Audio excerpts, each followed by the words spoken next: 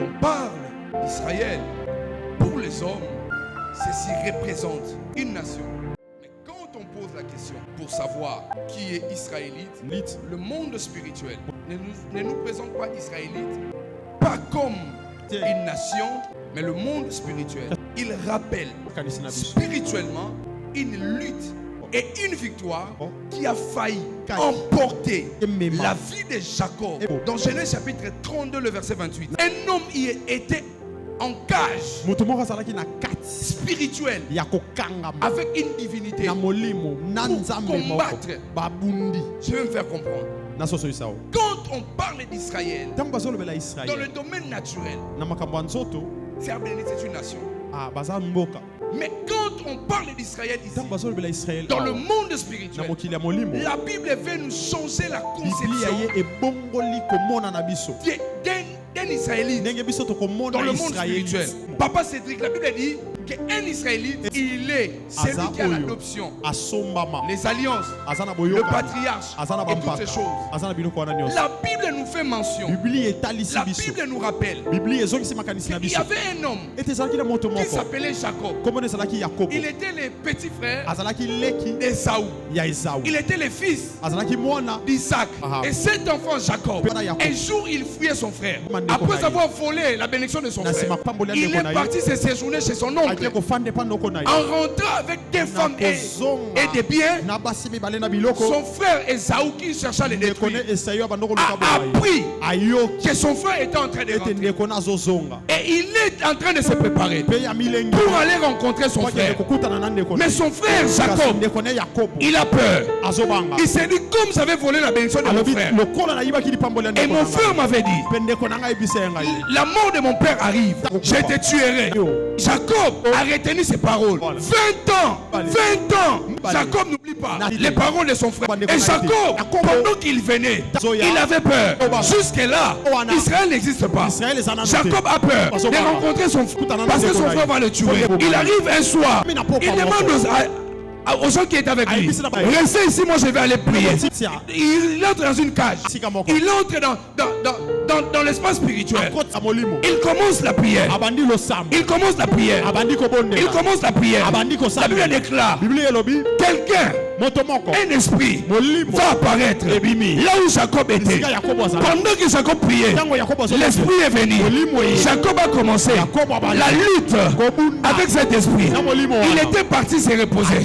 Il était parti dormir. Il était parti prier. Mais la Bible déclare, Jacob ne priait pas. Jacob luttait. Les choses ont changé. Ok, voilà là. Maintenant, la mousse au bunda. Jacob a commencé à combattre. Jacob a commencé à combattre.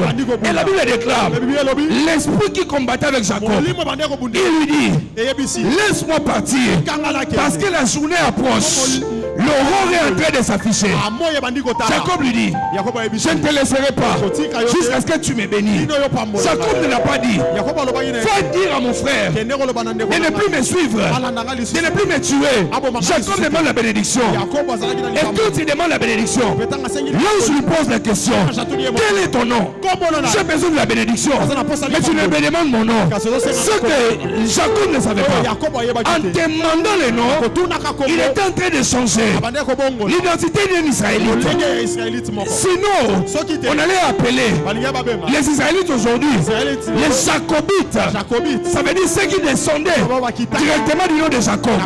Mais la lutte dans le monde spirituel a fait en sorte que l'ange, parce que l'ange a été vaincu par Jacob, et l'ange va donner les noms. Soit long et long. Amen.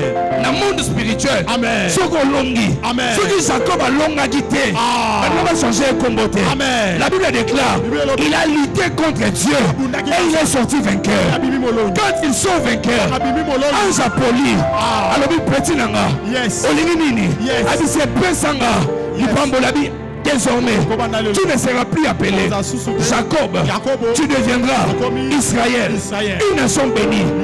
Ces jours-là, il y a eu dans le monde spirituel la transformation d'identité de tous les Israélites. On ne définissait plus les Israélites qui sont les descendants de Jacob. On définit maintenant les Israélites comme des personnes qui ont un patriarche, qui a lutté contre, qui a lutté face à un ange, et il est devenu vainqueur. Écoutez, tu peux être dans une famille maudite, une famille de honte, mais vous venez dans une église, vous rencontrez l'homme de Dieu qui a une alliance de bénédiction. Ces jours-là, la connexion entre toi et l'alliance change son identité. Tu ne fais plus partie de la pauvreté de la famille Mawete. Tu deviens maintenant de la bénédiction de l'alliance que Dieu a établie avec l'homme de Dieu. Tout Jacob, il est Jacob. Ses descendants seront que des menteurs et des voleurs. Mais quand il devient israélite, quand il devient Israël, ils ont les patriarches, ils ont la puissance, ils ont les alliances. C'est pourquoi la Bible déclare, le Christ, il n'a voulu, Dieu n'a voulu ni sacrifice, ni holocauste. Dieu n'a formé un corps. En principe, Jésus allait choisir n'importe quel pays pour naître. Mais Jésus est né en Israël. Parce que Israël, les choses avaient changé. Jésus doit être descendant des patriarches d'Abraham, d'Isaac et de Jacob. Quand on regarde l'Égypte, l'Égypte n'a pas de patriarche. Quand on regarde les Ammonites, ils n'ont pas de patriarche. Dans le monde spirituel, Dieu identifie le cercle là où il y a les patriarches. Il dit Israël est là. Jésus-Christ, il viendra. La Bible l'appelle les descendants de Jacob. C'est Jacob qui a été autrefois voleur, usurpateur. Il était devenu israélite. Je prie dans le nom de Jésus. Après ce culte, quand tu sortiras d'ici, que Dieu change ton identité. Ceux qui te connaissaient, voleur, fainéant, la daté d'aujourd'hui, que Dieu change son nom et que tu deviennes l'homme riche, et que tu deviennes l'homme puissant, et que tu deviennes une femme mariée. Si c'est à toi, donne-moi un bon amen. Si c'est à toi, donne-moi un amen bien. Si c'est à toi, dis yes! Yes!